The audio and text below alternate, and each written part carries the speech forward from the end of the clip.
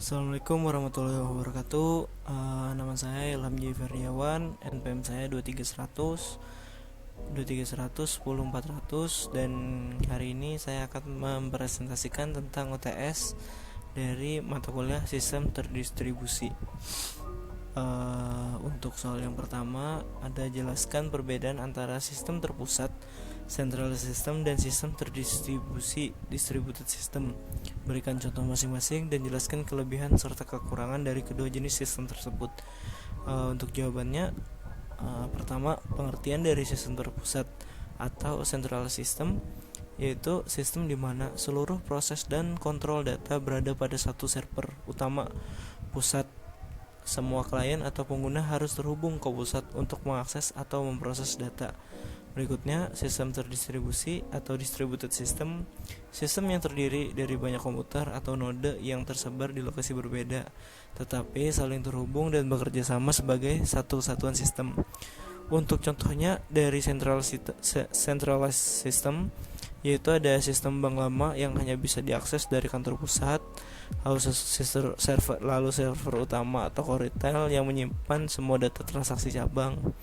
Lalu untuk contoh dari sistem terdistribusi atau distributed system, yaitu adanya internet sebagai jaringan global terdistribusi. Lalu ada aplikasi Google Drive atau Dropbox yang menyimpan dan menyinkronkan file di berbagai server. Lalu ada sistem blockchain seperti Bitcoin. Untuk perbedaan utamanya dari segi aspek lokasi pemrosesan sistem terpusat itu satu pusat atau cuma satu server saja. Kalau dari sistem terdistribusi itu banyak node dan servernya itu tersebar. Lalu dari ketergantungan, sistem terpusat tuh sangat tergantung pada pusat. Jadi apabila pusatnya error, ya udah error semua. Kalau untuk sistem terdistribusi tidak tergantung pada satu titik, yang dimana jika satu error, yang lainnya belum tentu error. Lalu dari segi skalabilitas, sistem terpusat tuh kurang fleksibel karena datanya cuma satu. Kalau sistem terdistribusi itu lebih fleksibel, bisa menambahkan node. Lalu aspek ketahanan terhadap error, kalau sistem terpusat tuh rentan, jika pusat gagal sistem maka ya udah. Lalu ada kalau dari sistem terdistribusi itu tangguh, jika satu node gagal, sistem-sistem yang lain tuh masih bisa jalan. Kalau berikutnya tentang kecepatan akses, sistem terpusat ini agak lambat jika banyak permintaan. Contohnya biasanya tuh di server SIA, kalau SIA atau learning, yang dimana kalau banyak yang login tuh biasanya overload, jadi error atau lambat gitu. Kalau dari sistem terdistribusi itu lebih cepat karena bebannya dibagi-bagi, jadi kada terpusat ke satu titik. Untuk kelebihan dan kekurangannya, sistem terdistribusi ini kelebihannya tangguh terhadap kegagalan, skalabilitasnya itu lebih tinggi, bisa menambah node dengan mudah, lalu kinerjanya lebih baik karena beban kerjanya tersebar. Untuk kekurangannya, kompleksitas pengelolaan dan sinkronasi data lebih tinggi, lalu keamanannya bisa lebih sulit dijaga karena banyak titik akses, lalu butuh jaringan yang handal agar sinkronasi berjalan baik. Kalau sistem terpusat, kelebihannya tuh lebih mudah dikelola, pengendalian keamanan lebih terfokus, lalu infrastruktur dan pengelolaan data lebih sederhana. Untuk kekurangannya, jika server pusat rusak, seluruh sistem bisa tidak berfungsi, lalu beban berat di pusat jika banyak pengguna aktif, lalu tidak fleksibel untuk skala besar. Berikutnya menjawab pertanyaan nomor 2, apa yang dimaksud dengan transparansi dalam sistem terdistribusi? Jelaskan jenis transparansi yang ada dalam sistem terdistribusi dan berikan contoh bagaimana transparansi dapat diterapkan dalam sistem terdistribusi. Ya, transparansi dalam sistem terdistribusi itu mengacu pada kemampuan sistem untuk menyembunyikan kompleksitas dan detail teknis distribusi dari pengguna atau pengembang, sehingga sistem tampak seperti satu kesatuan yang utuh dan mudah digunakan. Tujuan utama transparansi adalah untuk menyederhanakan interaksi pengguna dengan sistem dan meningkatkan kenyamanan serta efisiensi dalam pengembangan dalam pengelolaan sistem. Jenis-jenis transparansi dalam sistem terdistribusi yang itu ada transparansi lokasi, yaitu location transparency, itu menyembunyikan lokasi fisik dari sumber daya atau layanan sehingga pengguna tidak perlu mengetahui di mana sumber daya tersebut berada. Contohnya, pengguna dapat mengakses file tanpa mengetahui apakah file tersebut berada di server lokal atau server di lokasi lain. Berikutnya ada transparansi akses, yaitu menyembunyikan perbedaan dalam cara sumber daya diakses, misalnya format data, protokol jaringan.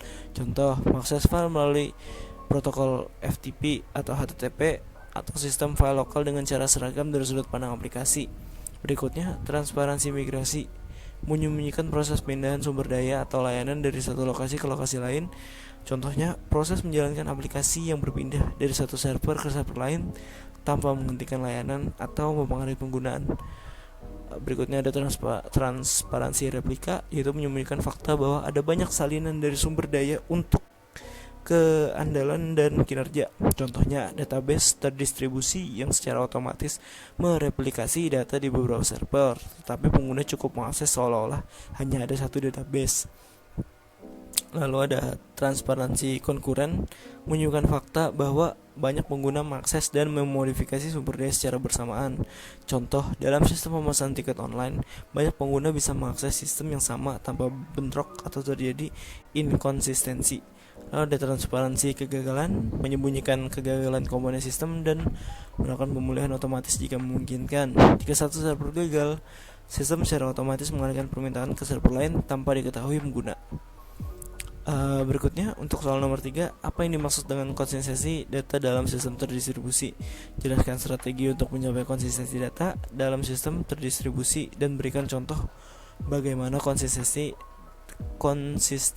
data dapat diterapkan dalam sistem terdistribusi. Untuk konsistensi data dalam sistem terdistribusi itu adalah kondisi di mana semua node, komputer atau server dalam sistem memiliki pandangan data yang sama atau seragam, baik secara langsung maupun dalam waktu tertentu. Meskipun data disimpan atau dimodifikasi di lokasi yang berbeda, konsistensi ini penting karena dalam sistem terdistribusi, data bisa direaplikasi di banyak tempat dan harus dipastikan bahwa semua salinan tersebut tetap selaras meskipun terjadi pembacaan dan penulisan secara paralel. Lalu jenis-jenis konsistensi data, yang pertama ada strong konsistensi atau konsistensi yang kuat. Setiap pembacaan data akan memberikan nilai terbaru setelah terjadi penulisan. Contoh, jika pengguna A memperbarui profilnya, maka pengguna B yang membuka profilnya akan langsung melihat versi terbaru. Berikutnya ada weak konsistensi, itu konsistensi lemah, yaitu tidak ada jaminan bahwa pembacaan data akan memberikan nilai terbaru. Biasanya digunakan untuk sistem yang mengutamakan kinerja. Contoh, feed media sosial yang biasa muncul tidak urut atau belum memperlihatkan postingan terbaru.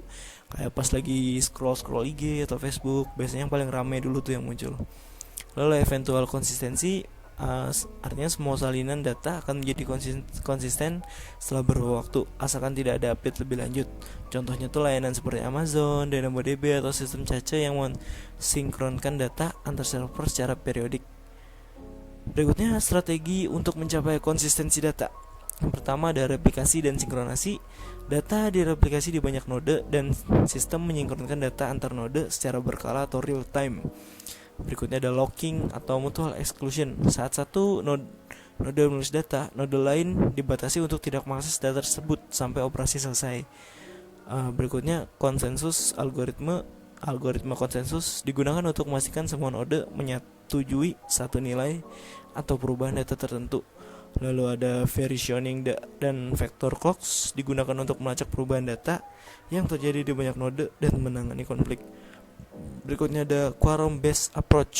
Operasi baca dan tulis harus menyentuh sejumlah minimum node untuk dianggap valid. Contoh penerapan konsistensi data. Contoh pertama ada konsistensi di sistem perbankan dan sistem ATM. Jika seorang nasabah mentransfer uang dari rekening A ke B, maka strong konsistensi memastikan bahwa saldo langsung berubah di semua cabang bank agar tidak terjadinya overdraft. Gunakan two-phase commit protokol untuk memastikan transaksi di semua node berhasil atau dibatalkan bersama-sama. Berikutnya ada contoh kedua, yaitu konsistensi di e-commerce, bisa di Amazon, Shopee, Tokopedia, dan lain-lain. Contohnya saat pengguna menambahkan produk ke keranjang di server tertentu, server lain harus segera mendapatkan informasi ini. Gunakan eventual konsistensi dengan sistem replikasi Asynchronous karena penambahan ke keranjang tidak terlalu kritikal secara real time. Sekian dari saya. Terima kasih. Mohon maaf atas kekurangan dan kesalahan saya. Wabillahi taufiq wal hidayah. Wassalamualaikum warahmatullahi wabarakatuh.